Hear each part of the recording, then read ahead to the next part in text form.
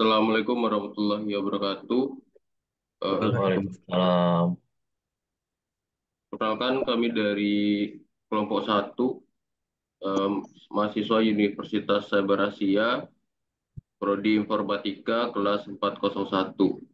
Oke, di video kali ini di beberapa menit ke depan kami akan mempresentasikan tugas UAS atau ujian akhir semester dari mata kuliah pemrograman Web 2 dengan dosen pengampu yaitu Bapak Riyad Sahara, SSI, MT. Oke, di tugas UAS kali ini kita diminta untuk membuat aplikasi berbasis website dengan tema edukasi. Oke, karena temanya edukasi, di sini kita membuat websitenya yaitu website LMS atau Learning Management System. Oke, sebelumnya izinkan saya untuk memperkenalkan kelompok terlebih dahulu, mulai dari saya sendiri, Jeki Hendrian, terus ada Mas Yakub Sulfi Pratama, Mas Abizar Al-Ghifari, dan Mas Eri Doni Pasaribu. Oke, eh, kita langsung saja untuk yang pertama, materinya akan dipresentasikan oleh Mas Eri Doni Pasaribu.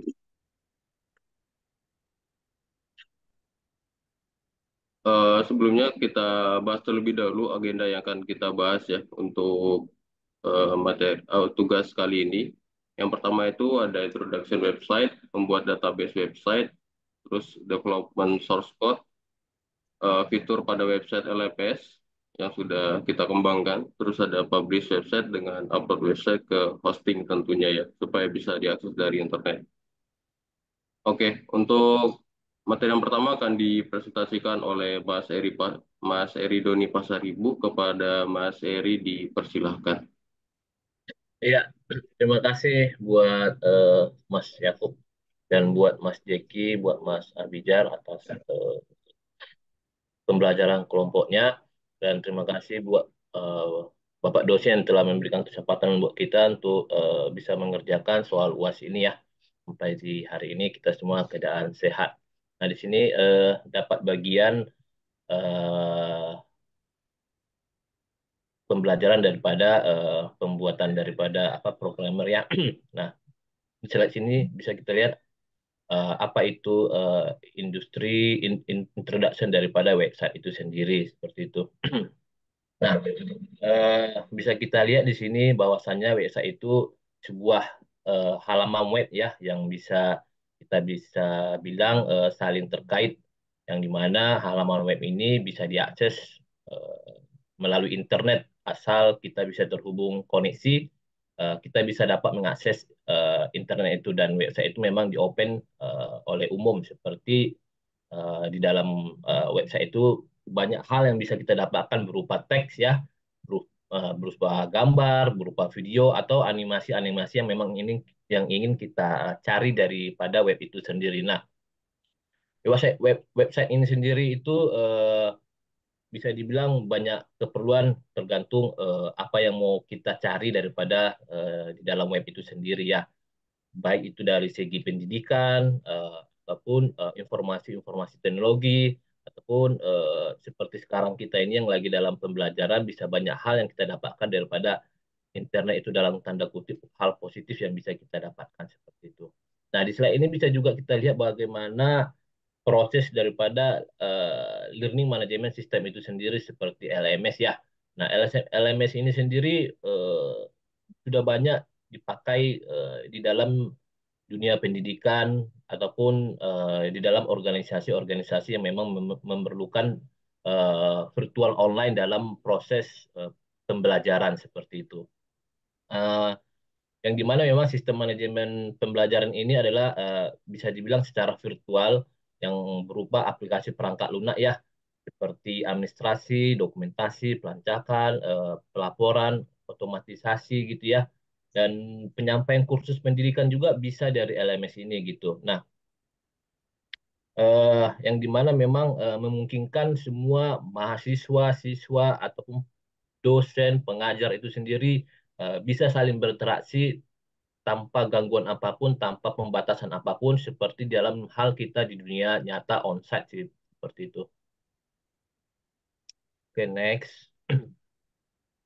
Nah, di sini kita bisa melihat apa itu dalam proses dalam pembuatan database ya SQL. Nah, kita harus tahu dulu itu apa database itu sendiri. Nah, database itu sendiri itu bisa kita lihat sebagai apa ya proses dalam pembuatan website ya, yang dimana memang di dalam database itu banyak hal yang bisa kita buat sesuai dengan keinginan kita untuk memproses, mendeploy membuild sebuah website yang kita inginkan gitu. Nah, di sini kita dalam kelompok ini kita membuat database itu dari PHP MyAdmin gitu. Nah, seperti bisa kita lihat di sini ada yang namanya ya pada aplikasi berbasis website dengan tema edukasi ini kita menggunakan framework daripada model seperti itu. Oke, next. Oke, terima kasih Mas Eri. Terima Untuk kasih, selanjutnya teman. di bagian development source code akan dijelaskan oleh Mas Yakub Sulfi Pratama. Kepada Mas Yakub dipersilakan. Oke, terima kasih Mas Jeki. Untuk development source code sendiri, seperti yang disampaikan tadi oleh Mas Eri, kita menggunakan framework Moodle. Boleh di next. Nah, di dalam eh, framework Moodle, tapi sebelumnya kita bikin landing page dulu. Di sini ada di dalam directory edu, source code yang tertera, di mana directory ini terdapat file index HTML berfungsi sebagai halaman homepage atau landing page yang kita punya mengarah ke uh, learning management system yang kita buat. Next. Kemudian ini adalah preview dari directory edu-nya, ada di public HTML di dalam si panel. Next. Nah, di dalam sini ada setelah direct dari landing page, kita masuk ke directory aplikasinya. Di sini ada directory admin untuk mengelola administrasi situs, mengkonfigurasi untuk pengaturan website itu sendiri. Next. Ada juga directory analytics untuk tools dan script untuk menganalisis data user. Next. Ini directory out untuk metode autentikasi user seperti login manual, out, LDAP, dan lainnya termasuk user guest yang tidak perlu login. Next. Ini directory backup untuk melakukan pencadangan data. Next. Dan ini directory batch. Ini tujuannya untuk pencapaian dalam kursus. Nanti ada batch tertentu yang di adjust untuk pencapaian dari kursnya. Next. Ini directory block mengandung modul blok yang bisa ditambahkan ke halaman kursus eh, atau halaman lainnya. Next. Ini directory cache untuk mengelola sistem cache untuk meningkatkan performa website. Next. Ini calendar, fungsinya sebagai scheduler, bisa ada konektivitas terhadap notifikasi juga. Next. Dan ini directory comment, di mana bagian dari modul komentar juga ada di dalamnya. Next. Ini directory completion untuk melakukan pelacakan penyelesaian kursus oleh user dengan role student. Next. Directory content back untuk mengelola bank konten yang bisa digunakan dalam berbagai aktivitas kursus. Next. Dan ini directory kursusnya sendiri, mengelola kursus, kategori, dan berbagai jenis kursus lainnya yang bisa kita kategorisasi. Next, ini directory enroll, mengelola metode pendaftaran untuk pengguna di dalam kursus. Jadi pengguna bisa melakukan enroll terhadap kursus yang diinginkan. Next, dan ini directory error untuk berisi pesan-pesan error, eh, kesalahan terhadap yang ada di dalam website. Next, ini directory grade, mengelola sistem penilaian seperti leveling. Next, directory group, mengelola user di dalam kursus untuk melakukan grouping. Ini directory library, fungsi intinya digunakan oleh ini adalah library, fungsi inti yang digunakan oleh LMS. Directory login untuk mengelola fungsi login dan logout. Ini directory media sebagai penyimpanan jika ada eh, media yang ingin di-attach di dalam kursus.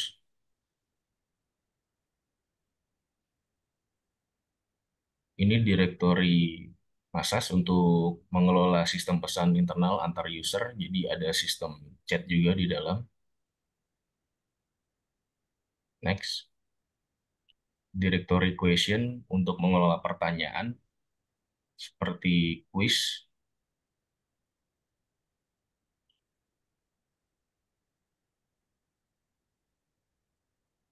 Directory search untuk melakukan pencarian. Next. Ini directory temp untuk pengaturan template dan CSS, juga bisa dilakukan modifikasi di dalam sini. Next. Ini directory user, mengelola pengguna dan profile user, khususnya bisa perubahan permission dan role juga bisa dilakukan di dalam sini. Next. Oke, terima kasih Oke, Mas selanjutnya. Yakub atas penjelasannya. Ya. Untuk penjelasan selanjutnya tentang fitur pada website LMS, setelah kita develop source code-nya seperti yang dijelaskan oleh Mas Yakub sebelumnya, eh, jadi proses source code tersebut digunakan untuk develop fitur-fitur yang ada di LMS. Untuk fitur-fitur pada website LMS ini akan dijelaskan oleh Mas Abizar. Kepada Mas Abizar dipersilakan. Ya, baik. Terima kasih Mas Diki untuk waktunya. Kita masuk ke poin 4, yaitu fitur pada website LMS-nya. Next. Ini untuk halaman homepage-nya. Merupakan halaman awal pada website ketika pertama kali user mengunjungi website LMS-nya. Jika user ingin memulai, kita bisa langsung klik button Yuk Belajar. Oke, next. Nah, ini untuk fitur registrasinya. Ini untuk meregistrasi fitur baru agar bisa akses beberapa fitur lainnya di LMS-nya. Oke, next. Lalu di sini setelah kita klik create akun, user diminta memasukkan beberapa requirement seperti user, username, password, email, alamat, dan lain-lainnya. Setelah itu kita klik create new akun untuk pembuatan akunnya. Next. Lalu ada fitur login. Nah, fitur login ini berguna untuk masuk sebagai untuk mengakses sebagai akun yang sudah terdaftar untuk menggunakan beberapa fitur yang ada di websitenya. Next.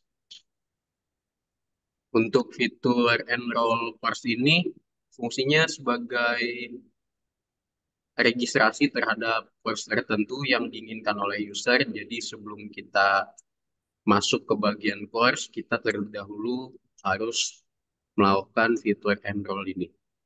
Oke, next. Lalu ada fitur My Course. Di sini fitur-fitur yang menampilkan course apa saja yang sudah didaftarkan oleh si user ini. Next. Selanjutnya ada fitur pembagian hak akses atau role. Jadi fitur ini fungsinya untuk menentukan akses apa saja yang bisa dimiliki oleh user seperti ada akses manager atau admin, teacher atau dosennya, student atau mahasiswanya, dan non-editing teacher. Oke, next. Selanjutnya, fitur di UI responsifnya itu sudah bisa di semua perangkat, baik desktop maupun mobile. Next. Selanjutnya di materi berupa file atau artikel. Jadi di sini fiturnya ini bisa menampilkan materi berupa file ataupun artikel yang bisa di-download langsung ataupun dibuka langsung oleh mahasiswa itu sendiri. Next. Selanjutnya fitur materi yang berupa file artikelnya ini di pada gambar di samping ini untuk mendownload materinya pada saat kita klik button unduh. Oke, next.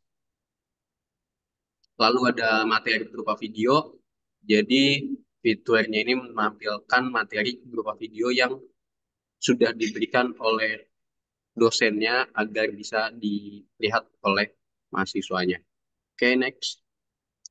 Lalu ada fitur materi serupa juga, tapi yang diupload di sini bisa foto maupun audio. Oke, next.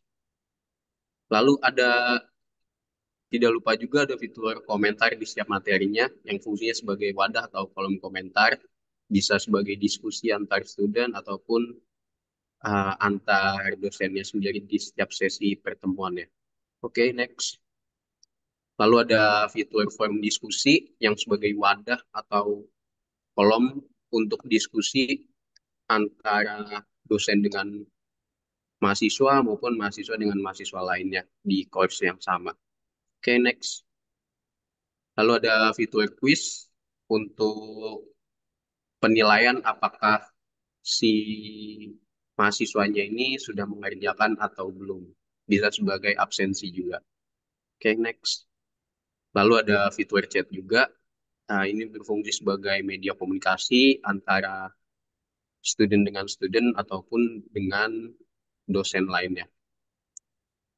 Oke, next. Lalu ada fitur chat juga. Di sini contohnya, dosen Arkisak ini merespon chat dari mahasiswa atas nama Absel Arbor. Oke, next. Lalu ada fitur activity completion. Ini untuk melihat perkembangan pemantauan aktivitas yang dilakukan oleh mahasiswa, seperti sudahkah mendownload modul, mengerjakan kuis, dan lain-lainnya sebagai bahan penilaian absensi. Oke, next. Di sini ada fitur lost password juga yang berfungsi untuk mereset password user kalau lupa dengan akun LMS-nya. Oke, next. Lalu di sini kita juga menyediakan fitur bahasa untuk mengganti-ganti bahasa. Untuk saat ini bahasa yang tersedia hanyalah bahasa Indonesia dan bahasa Inggris. Lalu ada fitur tag komentar juga pada shortcode-nya ini. Kita bertujuan untuk menuliskan identitas kelompok kita, siapa saja yang mengerjakan pada halaman file shortcode ini. Oke, next. Oke, terima kasih Mas Abizar atas penjelasannya terkait fitur-fitur yang ada. Oke, selanjutnya untuk pembahasan publishing website itu akan dibahas oleh saya sendiri. Oke,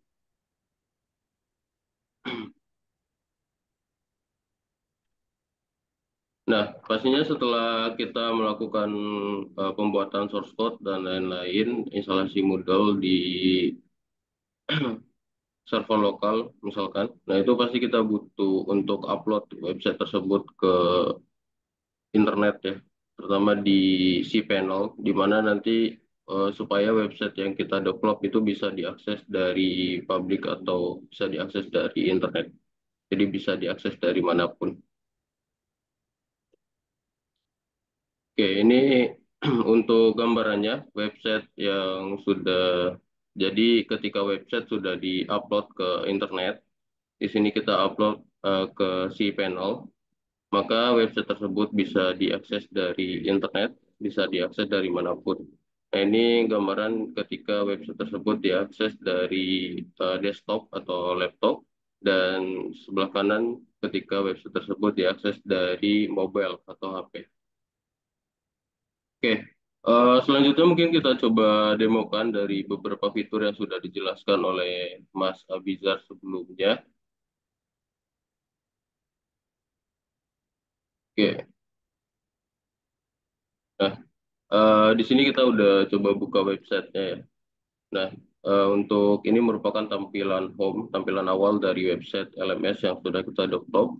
Untuk menuju ke LMS-nya kita bisa klik di sini button Yuk Belajar. Nah, terus di sini terdapat beberapa gambaran dari course yang tersedia di LMS ini yang sudah dibuat oleh setiap dosen ataupun teacher. Nah, di sini terdapat yang pertama fitur login. Kita bisa klik fitur login di sini, di mana ketika user sudah memiliki akun, sudah melakukan registrasi sebelumnya dan sudah di approval oleh admin website, maka user tersebut bisa langsung login menggunakan akun yang sudah dibuat sebelumnya. Namun jika user tersebut belum mempunyai akun, maka bisa melakukan registrasi terlebih dahulu. Bisa klik button create new account di sini, maka akan redirect ke halaman di mana user baru tersebut dibutuhkan untuk mengisi beberapa parameter berikut seperti username, password, email, nama, alamat, dan lain-lain. Setelah itu bisa create my account ketika kita sudah mengisinya semua.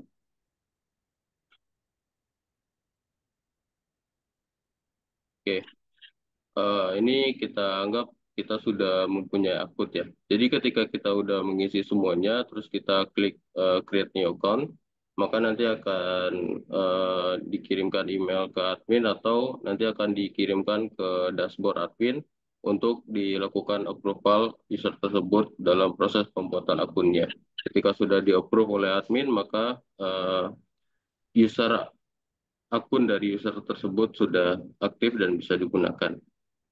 Nah, sebelum lanjut masuk ke halamannya, kita bahas di sini dulu fitur lost password. Ketika user yang sudah mempunyai akun dan lupa terhadap password yang dimiliki, maka bisa melakukan reset password menggunakan fitur lost password di sini. Nah, user akan diminta untuk menginputkan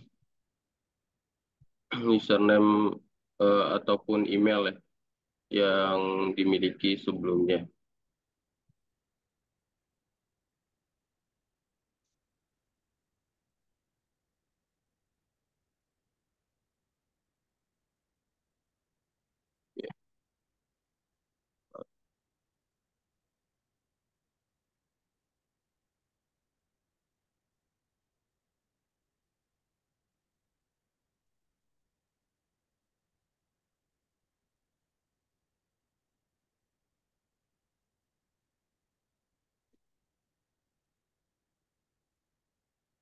Oke, kita lanjut.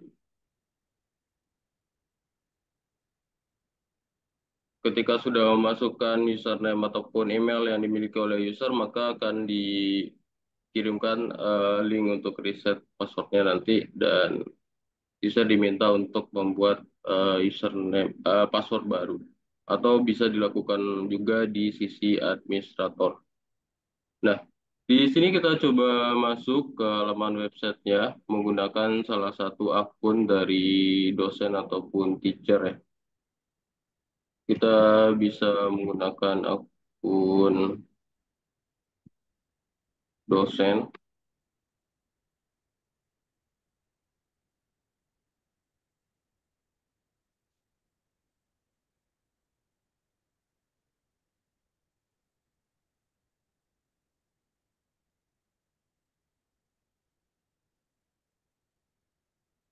Nah, ini untuk akun dosennya ya. Di sini dosen itu bisa melakukan penambahan terhadap membuat kursus baru atau pelatihan baru dan bisa upload beberapa materi. Nah, kita lihat dulu di bagian home ini, di bagian home sendiri terdapat beberapa list kursus yang tersedia. Terus di bagian dashboard seperti fitur yang dijelaskan sebelumnya, terdapat fitur kalender di sini. Terus di sini terdapat eh, My Kursus ya yang sudah diregister sebelumnya. Jadi kursus yang dimiliki oleh dosen ini. Nah, terus di sini ada set admin di mana dosen bisa membuat kursus yang akan dibagikan untuk mahasiswa. Terus di bagian sini juga terdapat fitur chat sebelumnya ya. Nah, ini fitur chat sebelumnya. Ini ketika dosen berkomunikasi dengan mahasiswa menggunakan fitur chat. Terus jika ingin membuat course maka bisa mengaktifkan edit mode. Terus bisa masuk ke set administration. Nah, bisa masuk ke bagian course karena di sini kita sudah membuat course ya. Dosennya sudah membuat course sebelumnya, maka kita bisa masuk ke course yang disediakan sebelumnya. Nah, kita coba masuk ke bagian course yang sudah dibuat sebelumnya. Di sini terdapat beberapa sesi dan di course ini kita bisa mendownload materinya, bisa klik on unduh. Jadi kita bisa download file yang sudah diberikan oleh dosen sebelumnya, terus media yang disediakan juga bisa berupa video, audio, ataupun gambar. Untuk settingnya sendiri bisa kita lihat di bagian setting. Terus untuk media yang disediakan itu eh, bisa dipilih beberapa ini ya pilihan mulai dari video, audio, dan gambar, teks, dan lain-lain. Oke. Terus selanjutnya di bagian kita menggunakan ini ya. Jadi kalau misalkan dia role-nya sebagai teacher, bisa melakukan editing dan pembuatan course baru dan bisa di-assign ke student. Terus misalkan jika akunnya itu sebagai student,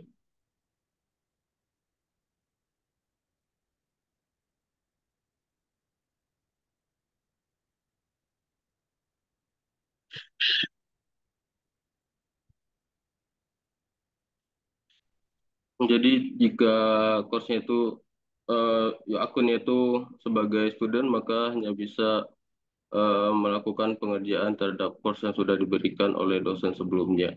Ini beberapa course yang sudah didaftarkan sebelumnya untuk akun dengan nama user Greg ini. Dia bisa melihat beberapa materi di sini dan bisa mengerjakan quiz juga dan bisa berkoordinasi juga melalui forum diskusi. Nah, ini untuk forum diskusi, terus ini untuk forum quiz yang sudah dikerjakan sebelumnya. Oke, sedangkan untuk admin itu super user, di mana admin itu bisa melakukan pengelolaan terhadap website LMS ini secara keseluruhan.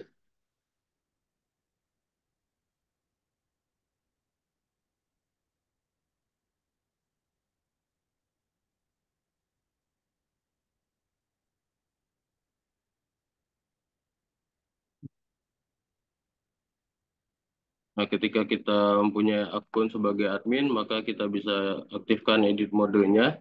Maka kita bisa melakukan berbagai perubahan di sini, mulai dari create user atau mengassign setiap role yang kita berikan untuk user baru. Nah, ini contohnya seperti registrasi baru tadi ya, kita bisa confirm di sini.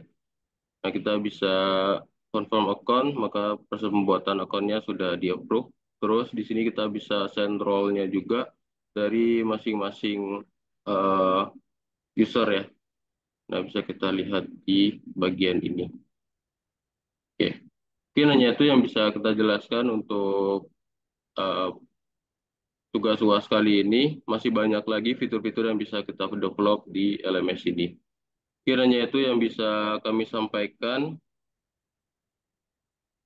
di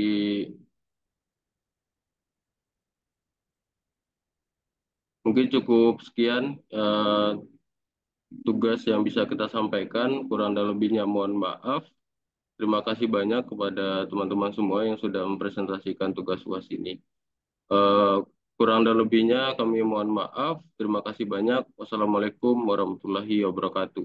Semangat pagi. Waalaikumsalam.